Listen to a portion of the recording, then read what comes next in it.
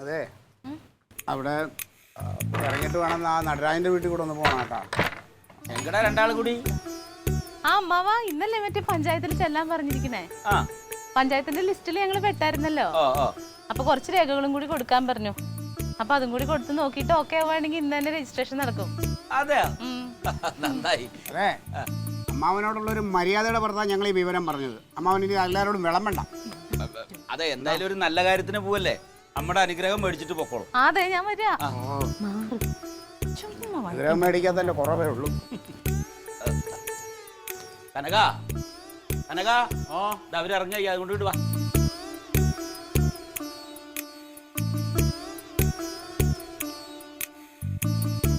നമ്മുടെ അനുഗ്രഹം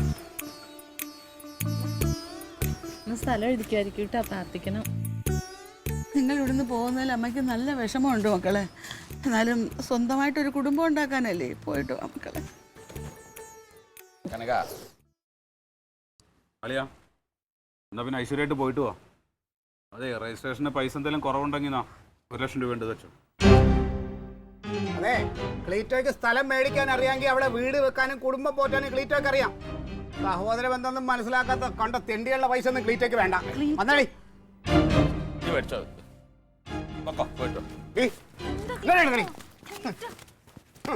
ഔദാര്യ ആർക്ക്? നീ വന്നേ ഇങ്ങോട്ട് വരാൻ. എങ്ങനെയുണ്ട്? അടാ, അതാ ദേഷ്യം കൊണ്ടാണ്. കുഴപ്പമില്ല, വീട് പണിയുമ്പോ കൊടുക്കാം നമുക്ക്. വീട് പണിയുമ്പോൾ കൊടുക്കാം. ഇതാ ഞാൻ നേരത്തെ പറഞ്ഞു ഇവയൊക്കെ പരിപാടിക്കാൻ നിൽക്കണ്ടത്. ഈ വീട് പണിയുമ്പോഴേ എൻ്റെ പട്ടി കൊടുക്കും അവന് പൈസ.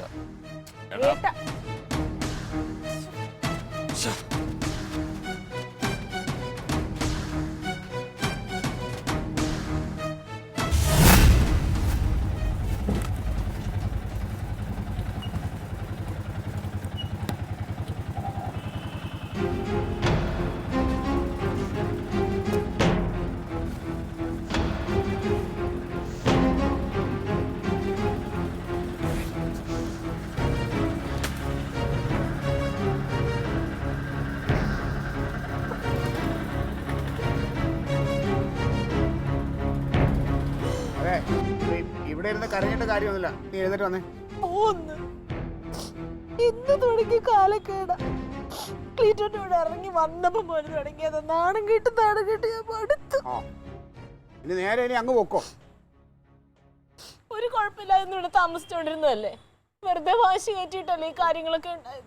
എന്തായാലും മാനം എന്ന് പറഞ്ഞു എനിക്കും ഉണ്ടടി. ഇപ്പോഴോ ഒരു കാര്യമായിട്ട് നടക്കയില്ല. എല്ലാത്തിനും ചാടി ഇറങ്ങി പുറപ്പെട്ട്. അതെ, ഇനിയിപ്പോ ഇവിടെ ഇരുന്ന് കരഞ്ഞ് നാണം കിടാൻ നീ എഴുന്നേറ്റ് വന്നേ. കർത്താവ് നമുക്ക് വേറെ എന്തെങ്കിലും വഴി കാണിച്ചു തരും. ഇത്ര പെട്ടെന്ന് വന്നാ രജിസ്ട്രേഷൻ കഴിഞ്ഞാ? ഇവളെന്തിനാ കരയണ്?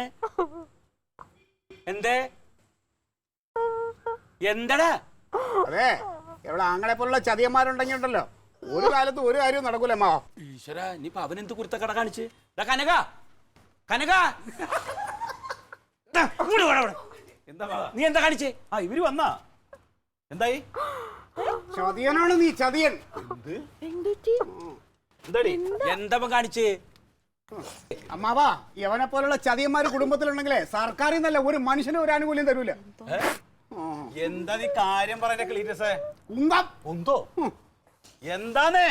അതെ, റേഷൻ കാർഡിൽ പേരുള്ള ആർക്കെങ്കിലും സർക്കാർ ജോലി ഉണ്ടെങ്കിൽ ആ കുടുംബത്തിന് ഒരു ആനുകൂല്യം കിട്ടൂലെന്ന്. അത് ശരിയാ, അതൊന്നും കിട്ടില്ല. അല്ല, അപ്പൊ നീ ഇതുവരെ റേഷൻ കാർഡ് മാറ്റിയില്ലേ? ഞാനങ്ങനെ വേറെ ഒന്നും കണ്ടിട്ടില്ലല്ലോ. കണ്ടിട്ടില്ലല്ലോ.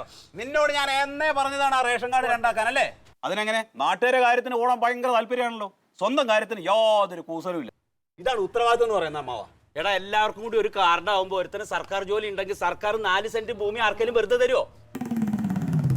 അതാണ് വേണ്ടത്. വേണ്ടപ്പോ ചെയ്തില്ലെങ്കിൽ അനുഭവിച്ചോ. അതിന് അവന്റെ നെഞ്ഞത്ത് കുതിര കയറിയിട്ട് എന്താ കാര്യം? ഞാൻ എന്താ നാശാന്നാ നീ പറയണത്? നീ വന്നേ. അല്ല, ഇനിയിപ്പോ എന്താ ചെയ്യ നമ്മള്? ഇനിയിപ്പം ഞങ്ങള് വാടകയ്ക്ക് പോകാൻ തന്നെ തീരുമാനിച്ചു. അങ്ങനെയാണെങ്കിൽ ഒരു കാര്യം ചെയ്യളിയാ, ഇവിടെ ഓക്കെ നോക്കളിയാ. അതെ, ഇന്നലെ വരെ അവിടെ താമസിച്ചിരുന്ന ആളുകൾ ഇപ്പോൾ ആ വീട് ഒഴിഞ്ഞു. അവർ 4 സെന്റ് സ്ഥലമൊക്കെ വാങ്ങി വേറൊരു വീടൊക്കെ വെച്ചിട്ട് ഇപ്പം അങ്ങോട്ട് താമസം മാറുകയാണ്. ഞങ്ങളിപ്പോൾ അത് വാടകയ്ക്ക് കൊടുക്കാനിട്ടിരിക്കുക. അളിയന് വാടകയ്ക്ക് താമസിച്ചേ പറ്റുമെന്നാണെങ്കിൽ ഒരു കാര്യം ചെയ്യും, അവിടെ കയറി താമസിച്ചോ. ഒരു 2500 റുപ്യ അമ്മയ്ക്ക് കൊടുത്താൽ മതി വാടക. അല്ല എന്തായാലും ബുദ്ധിമുട്ടുണ്ടെന്ന് പറയണം, വേറെ ആളുണ്ട് കൊടുക്കാനാണ്. അതിതാ ആലോചിച്ച് നിൽക്കാൻ സമയമില്ല, പറ.